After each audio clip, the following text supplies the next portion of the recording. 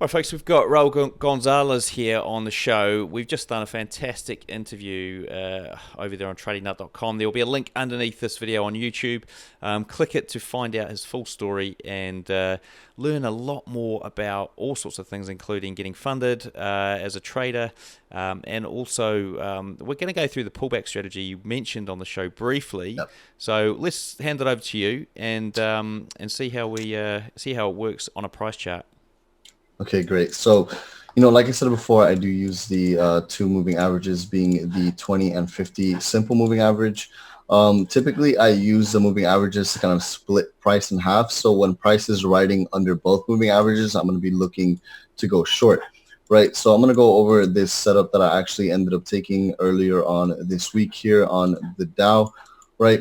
So the first things first, the first thing I look at is typically price action, where price is trading at. At this point in time, price had broken above these previous structure highs over here, right? So the way I look at support and resistance is as simple as this, right? At this point in time, I can even extend this further, and you can kind of see that here we have a level of support.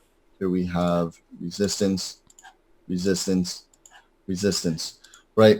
So at this point in time, sellers actually held this level as a level of resistance, and buyers actually held this as a level of support at one time, right? So now that price has actually broken above this previous level of resistance, right? All I'm going to look for is to see if price could come back down to this level, and if this level of previous resistance will not hold as a level of support. So all I'm going to be looking for is to see if there's actually buying pressure in this range, right? And typically what I like to do is go down to a lower time frame, and how I will mark off my zone is going to be from the high of the candlestick to the actual candlestick close with this bearish candlestick. Everyone kind of draws their zones differently, but that's kind of how I mark off my zones there.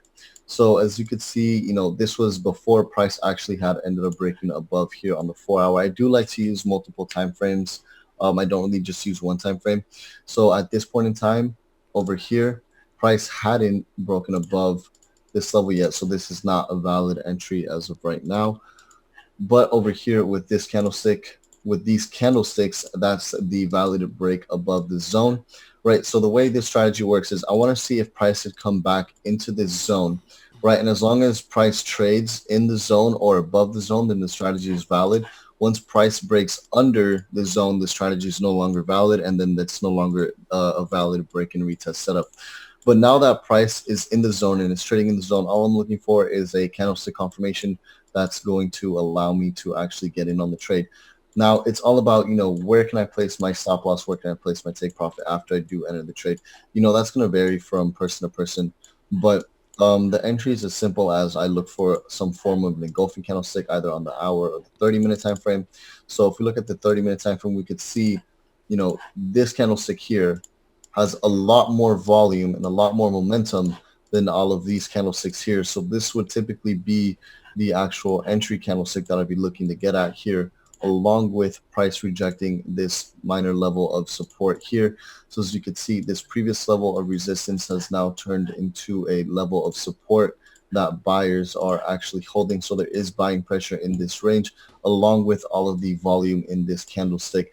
And the one thing I do like about this candlestick here, this bullish candlestick, is that it did end up closing above the highs of the previous bearish candlestick, and it closed within the top third of the candlestick as well. So the way I like to see candlesticks is right from the actual open of the candlestick to the actual bullish close, if that's what we want to say. So in the bullish candlestick, I look at from the open to the highest point in the wick, right? If the candlestick closes within the top third of the actual wick, right, then it's typically going to be a very strong bullish candlestick, along with the size of the candlestick as well is a lot bigger than the last couple of candlesticks. So that tells me there's a lot of volume within this candlestick, right? So if it would have closed within the middle range, it would typically be, it's more or less like a weaker or a neutral type of candlestick, and I really wouldn't be too interested in entering on this type of candlestick, right? Because I want to see a lot of volume in my direction when I am going to make an entry.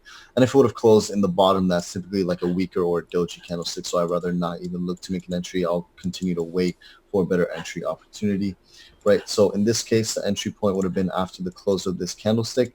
and the stop loss would have been placed under the low of this candlestick. Now, when it comes to this actual strategy itself, there's two methods that I do like to use, right? There's more like a swing method and there's more of a scalping method. So when it comes to scalping, I look to just gain a 1 to 1.5 risk reward ratio and see if that kind of lines up with anything, which it does. It lines up with this previous structure high, which that's something I like to look at as well. So, okay, it's more or less like this.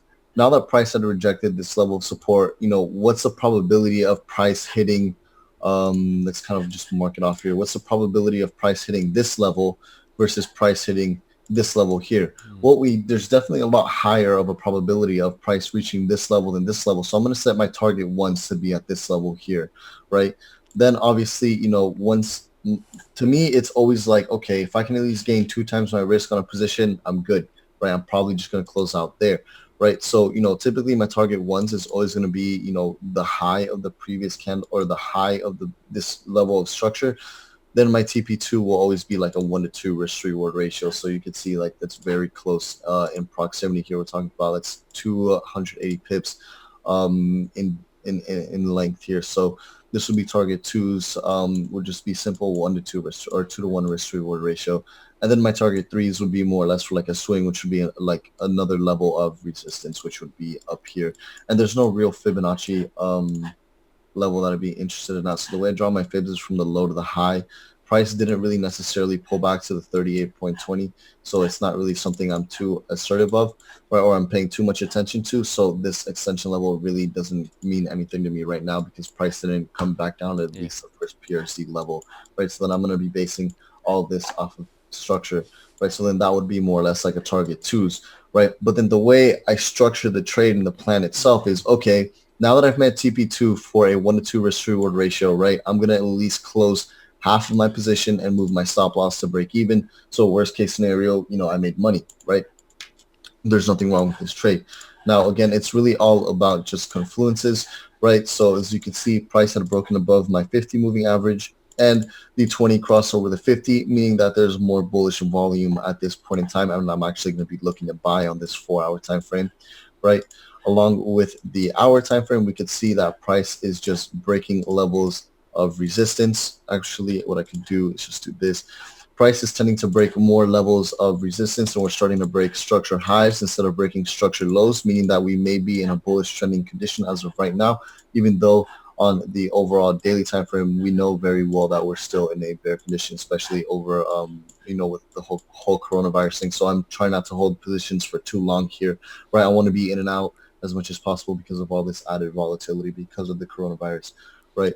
So now that price is breaking, all of these structure highs here on this hour time frame, I'm simply just going to be looking to go long, especially that, price had more or less changed in direction here on this 4-hour time frame, and we're trading above both of my moving averages. So, unless price breaks back under this, under both of these moving averages, and they both tend to cross, right, then I'll be looking to go short. But by then, I always look at the structure on the daily time frame as well.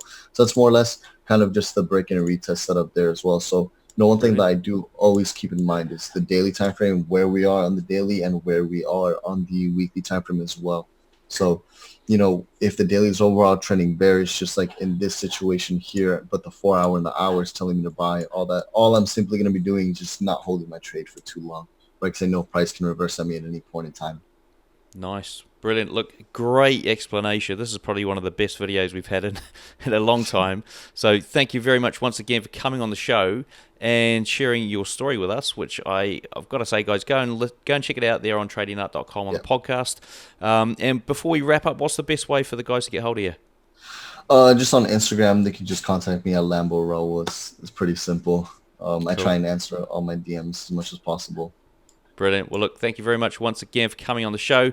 Hope you guys enjoyed this. There's more videos and more shows to check out. Just hunt around. There'll be links.